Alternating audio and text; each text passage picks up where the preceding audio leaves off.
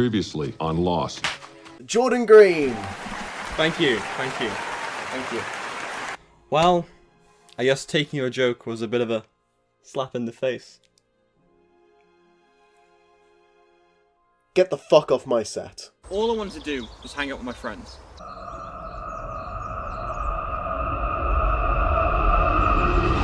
Jordan, what are you doing here? I've come here for revenge. I know you love this show so much, so I've come here to take it away from you. Go! Are you a talking hat? I am a talking hat. The dark power resides inside the wand he's using. As Handsome Craig, there's no way you can defeat him. But if you put on this fez, you'll receive the power to become Good Craig! Well, let's do this. Whoa!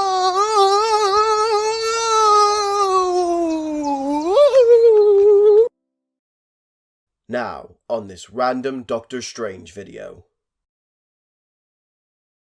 Stop right there, evil Jordan. What? How did you get here? My magical fez protects me from your banishment. And so, I banish you! No! No!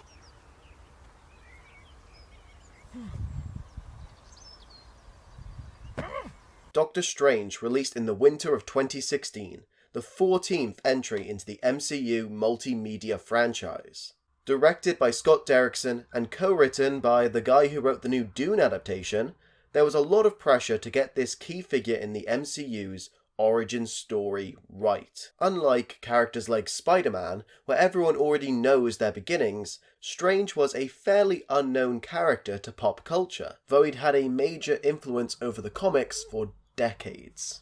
Benedict Cumberbatch, most well known at the time for portraying the leading role in the BBC show Sherlock, which I personally think is generally a great show, even if it's marred by some bad episodes, was cast in the title role back in the December of 2014. Filling out the ranks are Chiwetel Ejiofor as Strange's friend and kind of mentor Carl Mordo, Rachel McAdams as the surprisingly standard love interest, Benedict Wong, who at this point needs no introduction, Mads Mikkelsen, aka the third actor to play Gellert Grindelwald in the Fantastic Beasts films. Seriously, that franchise is a mess.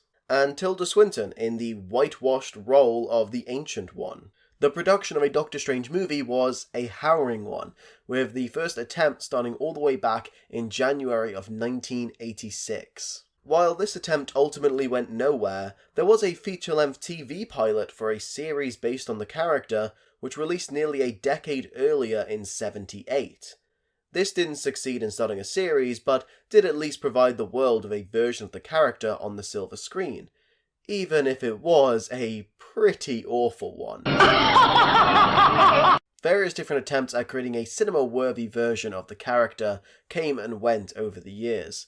In fact, one version came so close that it actually released. Dr. Mordred came out in '92. Originally intended to feature the Marvel character, the production company's option on the comics expired shortly before shooting was meant to start.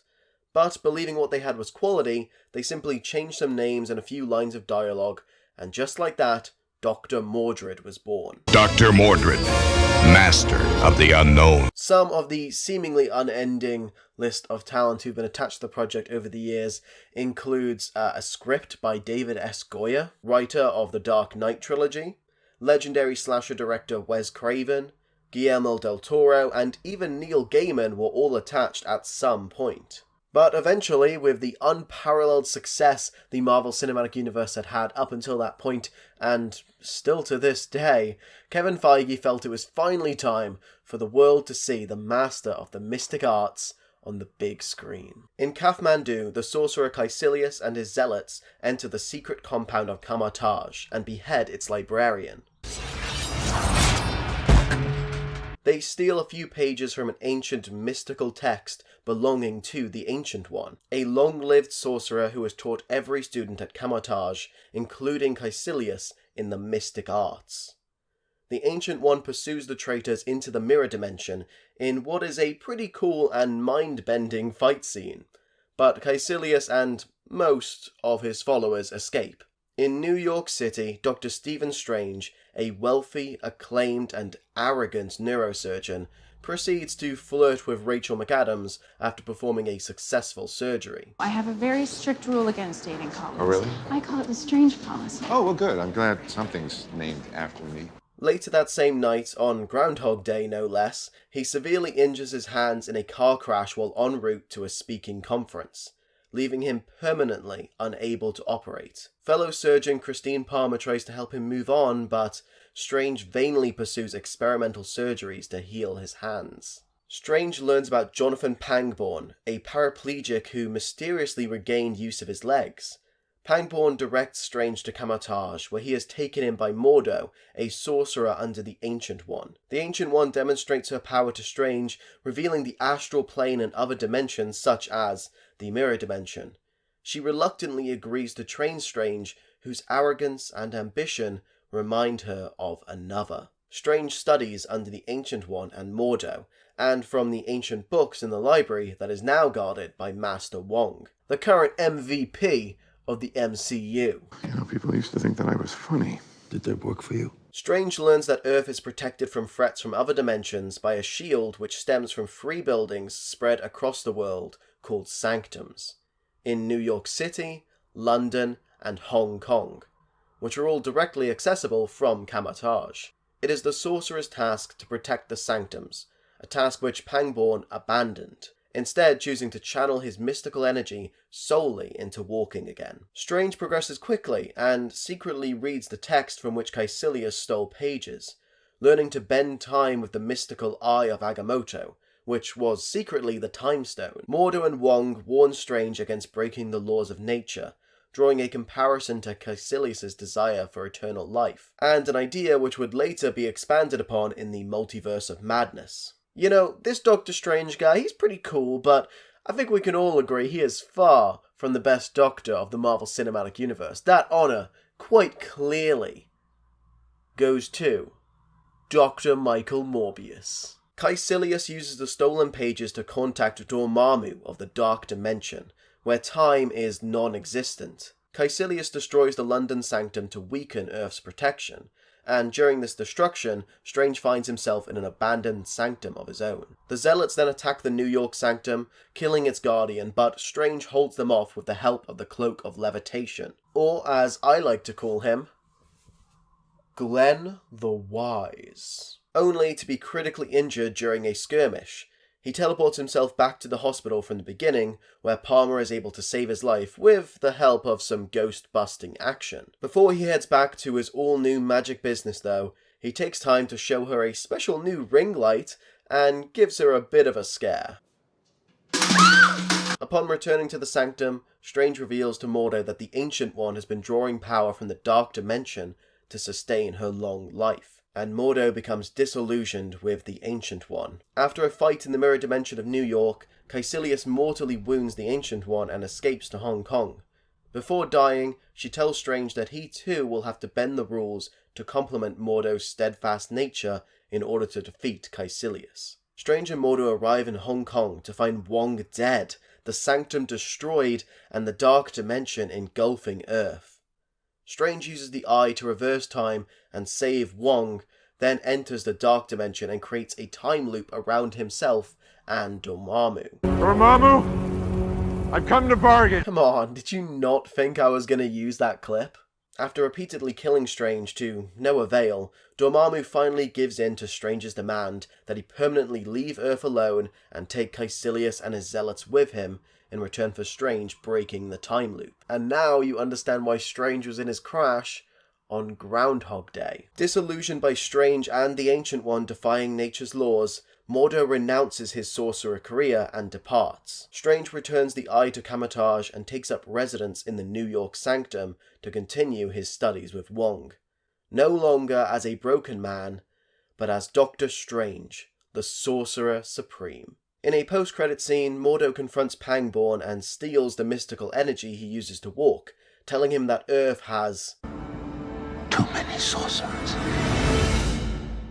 I'm sure we'll definitely see a follow-up to that post-credit scene in the sequel, right? Right? Doctor Strange is a good time. Is it the best MCU film? No, in fact I would say it's pretty far from it. But all the action is entertaining and the movie houses some brilliantly realised and mind-bending visuals. The performances are solid across the board, though some castings, such as Tilda Swinton in the role of the Ancient One, do seem misplaced, and I wasn't sold on Cumberbatch as Stephen Strange initially, and I stand by that his performance here is not spot on, but I do think that the character has improved significantly since his introduction, with his roles in Spider-Man No Way Home and the recently released Multiverse of Madness much improved from where the character began. All in all, it's a solid origin story for a vitally important character to the shared universe. You'll find a good time of it, even if it doesn't blow you away. Aha! I'm back. Ah, I knew you'd return. Let's take this battle to the mirror dimension.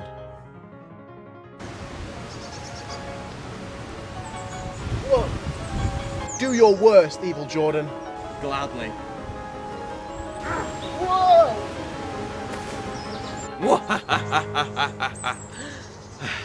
I've won. Oh, what am I to do? Evil Jordan defeated me. Just believe in yourself, Craig. You have the power to rid the evil from Evil Jordan and turn Evil Jordan back into normal Jordan. Also, I'm bisexual.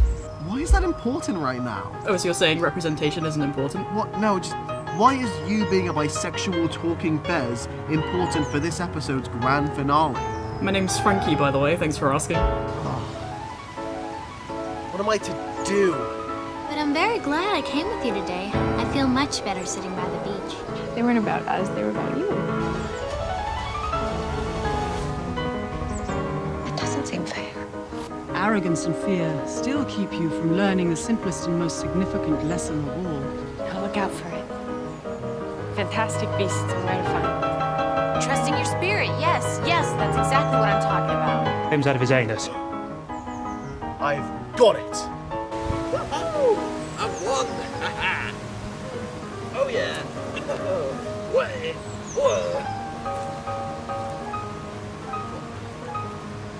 Jordan, I'm sorry for kicking you out during the Fantastic Beasts and Where to Find Them episode, which you can watch now by clicking the link on screen. Jordan, you're my friend, and I'm sorry. Craig? Whoa! Oh, what just happened? Nothing important. All that matters is that we're here together now. Does that mean I can help with another video? Yeah, of course. We'll sort something out. Great. You know, maybe real magic was the friends we made along the way. Get the fuck off my set.